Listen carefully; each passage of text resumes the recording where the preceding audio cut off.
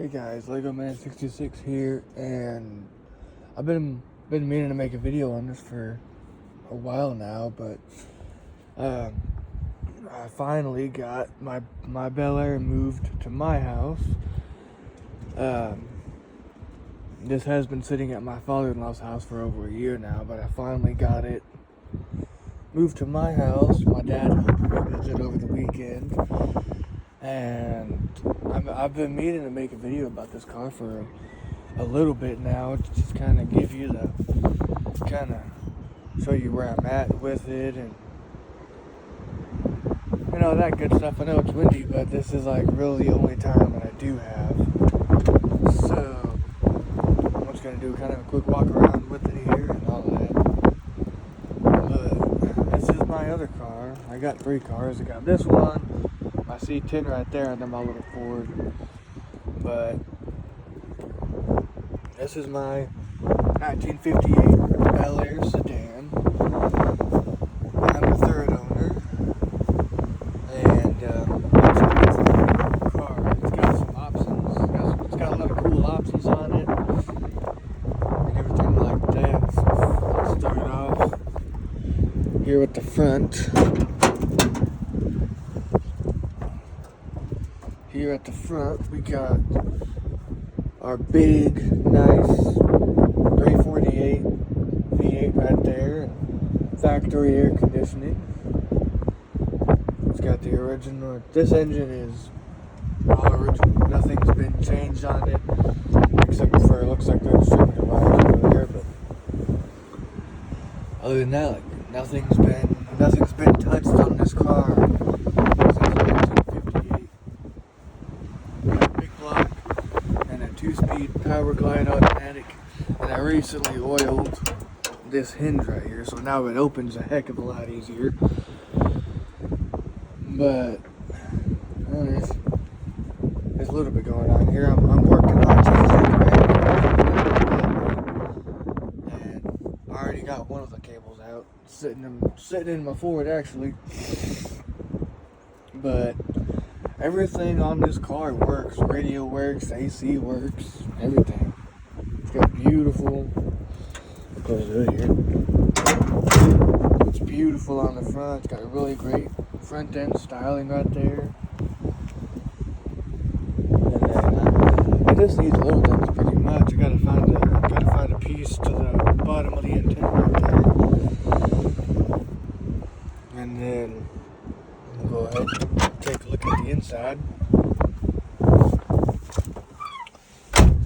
Now, this interior has not been touched except for one thing.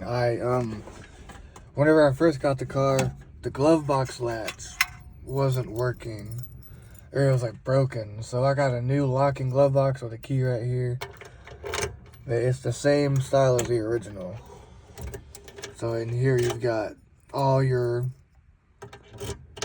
the original paperwork from back then right there. I got all the receipts, all the service records, everything on this car. I mean, I'll probably take a look at that in a little bit of a later video.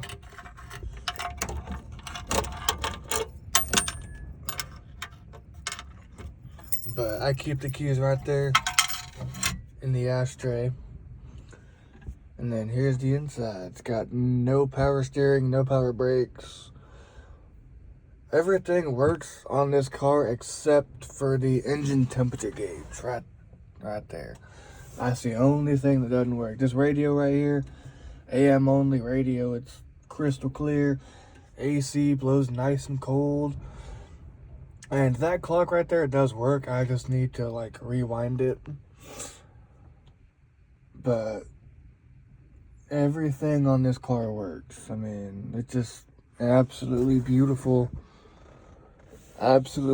car. We got the owner's manual right there that shows you how to do everything on this car pretty much. It's amazing. I've looked through it a few times, but yeah, this interior is all original. It's got Chevy brand floor mats too. I think those are from the era, actually. I don't know. But super nice, super comfortable seats. It's turquoise and black, or the turquoise and white exterior, as you can see. But this car is almost all original.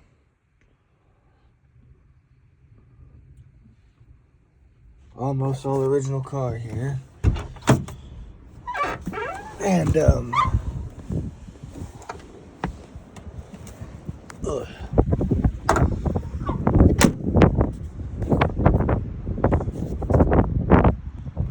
Around the back here. I'll open the trunk for y'all if you want.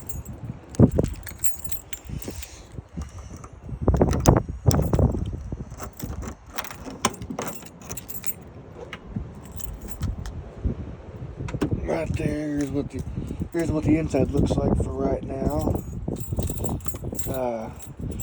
I always have to carry extra gas. I got 10, I think 11 gallons right there, and then another 5 gallon. That 5 gallon right there kind of leaked out a little bit as we were transporting it. So I cleaned that up and let the trunk air dry.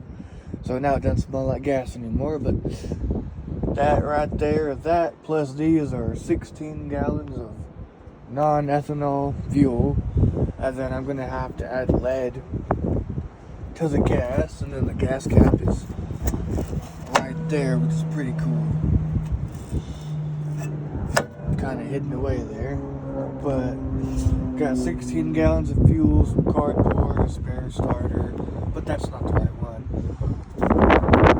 Original spare tire right there. I've had to use that once. And then right here you've got kerosene and oil for the oil bath air filter. And then you have an extra piece of trim right there it's this piece right here. I'm gonna change it out one day, just not at the moment. And then inside of that box, I got spare parts. I have a spare clock, a spare generator.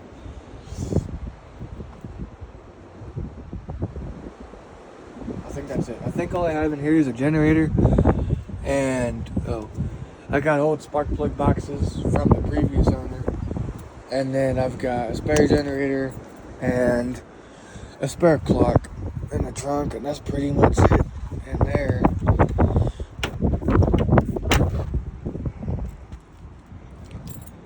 But got some real nice, genuine Krager wheels right there. I'm gonna keep those. And then here's the back seat right here. Super comfortable. There's not much to this car. It's pretty simple. Got your dome light and a speaker back there, and then you got your ashtray right here.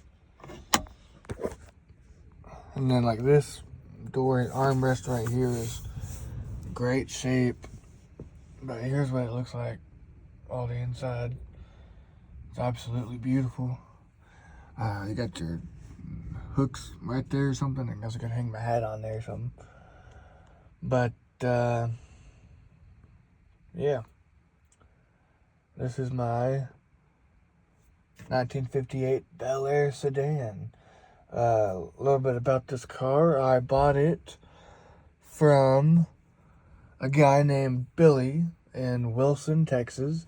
He owns a used car dealership, but it was his personal car that he bought. He bought this from the original owner in around 2012, sometime in 2012, and he's a local pastor for Wilson, Texas, and so he drove this car to church every Sunday. And once I get it running, that's what I plan to do too. I plan to take this to church every Sunday, or almost every Sunday. Whenever I get my truck running too, I'm gonna alternate the Bel Air and the truck every other Sunday, and then obviously take my Ford to work. because I work at a cemetery, and I don't want this car to get dusty or dirty or anything.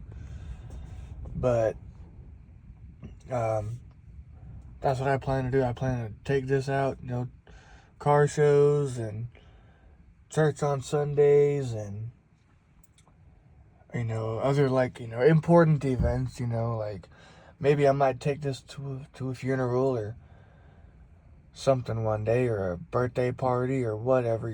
Kind of show up in style. And believe me, this car is very stylish. I'm gonna show up to events in style. It's just, a lot of people don't like 4-doors, but a 4-door was more practical for my needs at the time. And this car, like I said, doesn't run, but I'll get it running one day. I just gotta get that one battery cable out of there. You can see, I don't know if you can see it. It's right there on the ground, right there. But the way that the exhaust pipe right there, it curves up underneath the starter, and the starter solenoid is above that, which is what that battery cable is attached to. So one day, probably this weekend or something, if I can get around to it, I got some penetrating oil in the toolbox in my truck, and I'm just gonna soak those bolts with penetrating oil, and just hope that they break loose one day. Because I think that exhaust system was rebuilt, I believe in the 90s it was rebuilt. Because the original owner's name was James, and he lived in Post. He lived in Post. But this car he bought the car in Slayton, and he lived in Post. And this car was his daily driver from 1958 up until 1995. That's insane. Imagine driving the same car this kind of car for decades. That's absolutely insane. But this was the original owner's daily driver from 58 until 95. And then Billy bought the car in 2012, and then I got the car in 2025. Well, that's the thing. I seen the car for sale in 2024, and I thought about it for months. I thought about it for 3 months, debating whether I should get it or not. I mean, the money was no issue. I had the money. It's just, I was living with my parents at the time, but I went ahead in November of 24. I filled out the paperwork for the car and all that. Got the title in my name and everything, and I got the title for it and all that, and I filled out all the paperwork, insurance stuff, all the good stuff. And I actually picked up the car in January of 25. But yeah, I've had it ever since I've owned it. Technically I've owned it since November of 24, but I've had it with me in person since January of 25. But this thing, it needs little things. It needs a piece of the antenna. It needs new battery cables. And then I'm going to get new tires for it too. But I don't know where the best place. Because these tires are kind of worn out. But I would really like to put bias ply tires back on. But they're $250 a piece. I'm gonna have to go with radials. I'm gonna have to get some decently cheap radials because I don't have a ton of money right now. And these are huge tires. These are every 14-inch. I tried to put this 8.5 inches or something like that. These are huge tires. But I mean, they look absolutely fantastic. genuine Quaker wheels. And I didn't even notice, but that one's fucking broken. I just now noticed that it's broken. I haven't really looked at this car. Whenever it was sitting at my father-in-law's house, it was, it was sitting kind of out in his driveway. It just sat out in his driveway for a long time. But I mean, this paint is original. I'm gonna get my friend to wash it off. Cause it needs a wash, but at the same time, I don't really want to spend the money to wash it. Just cause it fucking sits outside, But yeah, it's got some flaking paint. Yeah, it'll focus. It's got some flaking paint right there. A broken fucking